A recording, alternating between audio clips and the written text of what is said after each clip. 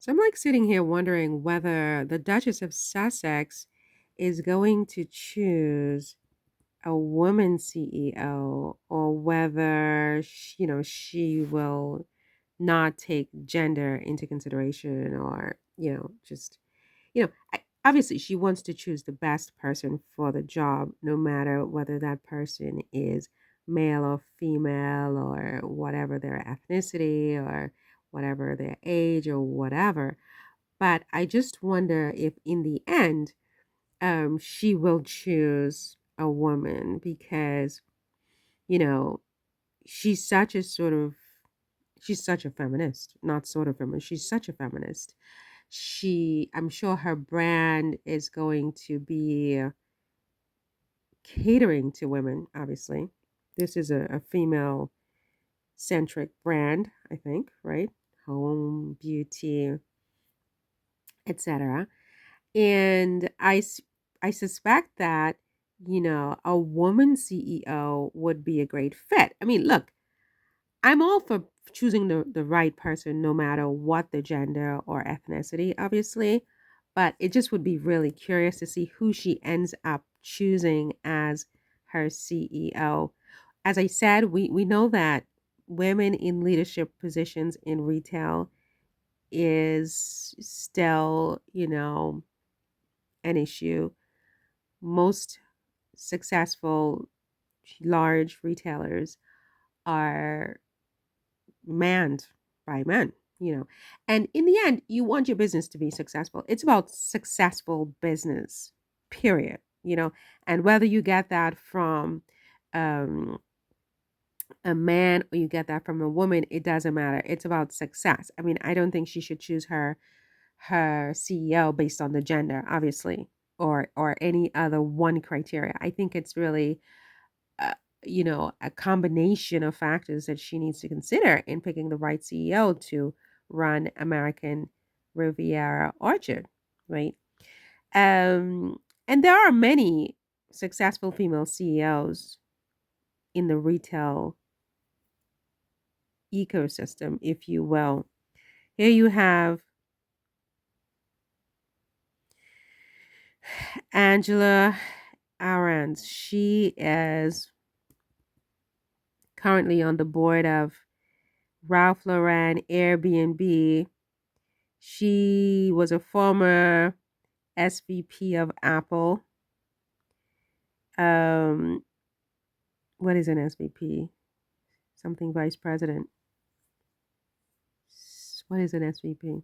Whatever. It's a senior vice president. I don't know. But she was former SVP of Apple, and she was CEO of Burberry. Oh wow. Yeah. So Megan's going to need people on the board. But wait a minute. I mean, would she necessarily? I mean, she's not forming a public corporation. So wait a minute. Wait.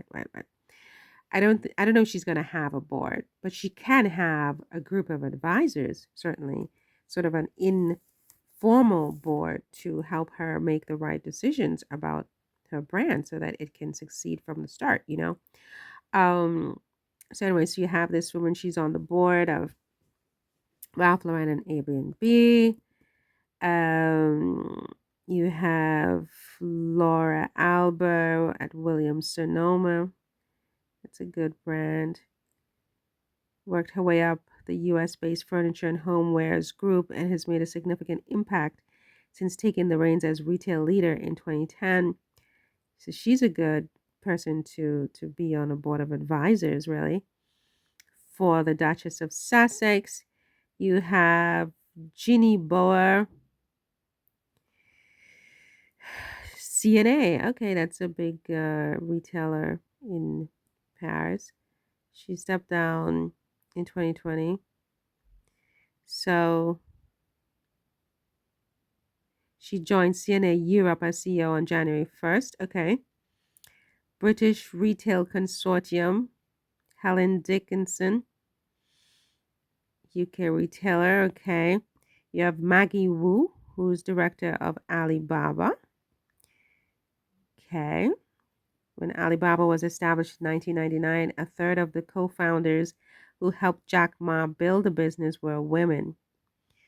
Okay, Wei Wu, known as Margie, has been the tech giant's chief financial officer since 2013.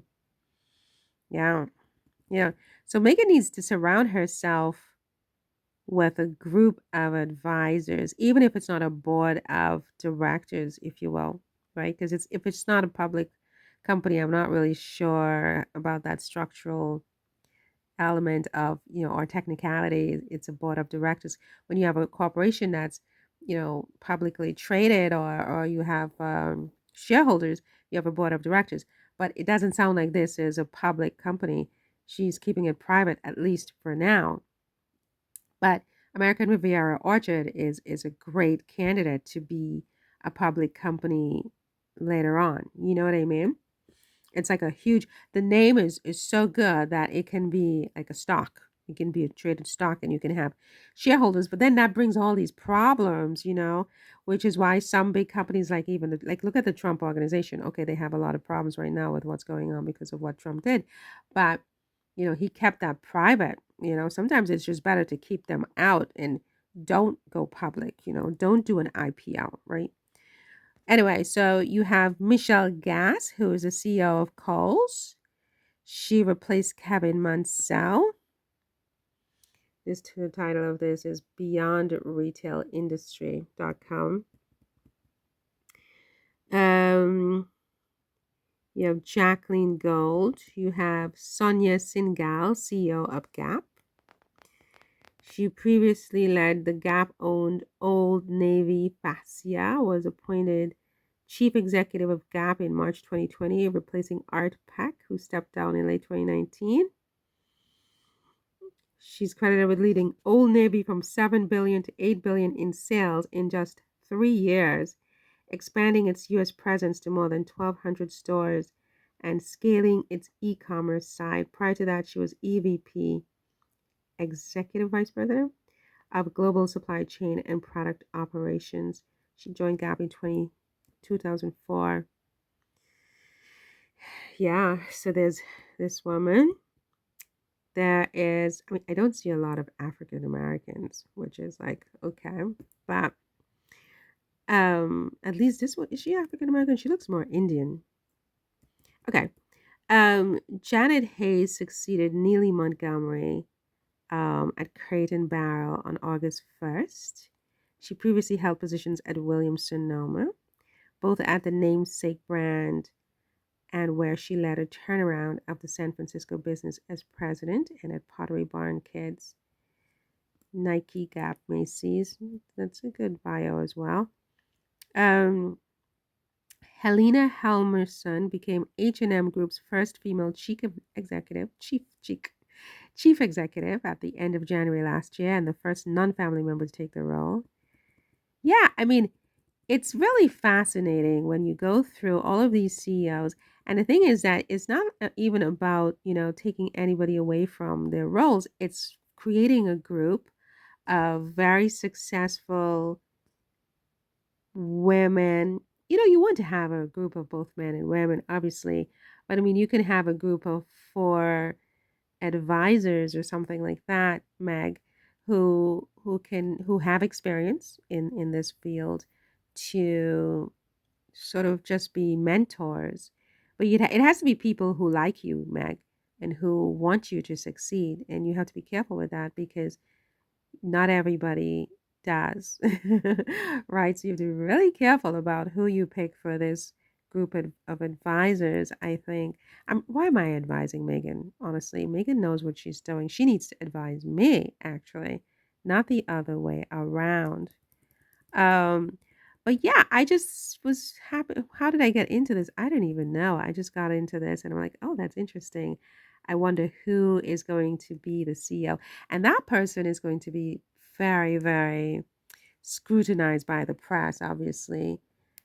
I guess it depends on how they do it because, Megan had this Iranian assistant, or I'm not sure what the title was before, who was very discreet and very quiet, who never sort of, became the story. And in a way, you almost don't want the the CEO to necessarily become the story. It's kind of like you need sort of more quiet leadership, leading from behind kind of a CEO. And for Arrow. So it's left to be seen who she picks. But I suspect that whoever it is, no matter how much they try to be quiet, they're going to be heavily criticized, not criticized, but scrutinized by the press. And so, finding somebody who is, young, in her 30s or 40s, 30s to 50s, who is very sort of um, stylish, who reads well in the press, if you know what I mean, but without sort of becoming the story, if you know what I mean. I don't know, but it would be fascinating to see who she picks as a CEO because, it has to be the right person who has enough experience and vision and who can lead it to success, because that's really, really important, I think. Do you agree?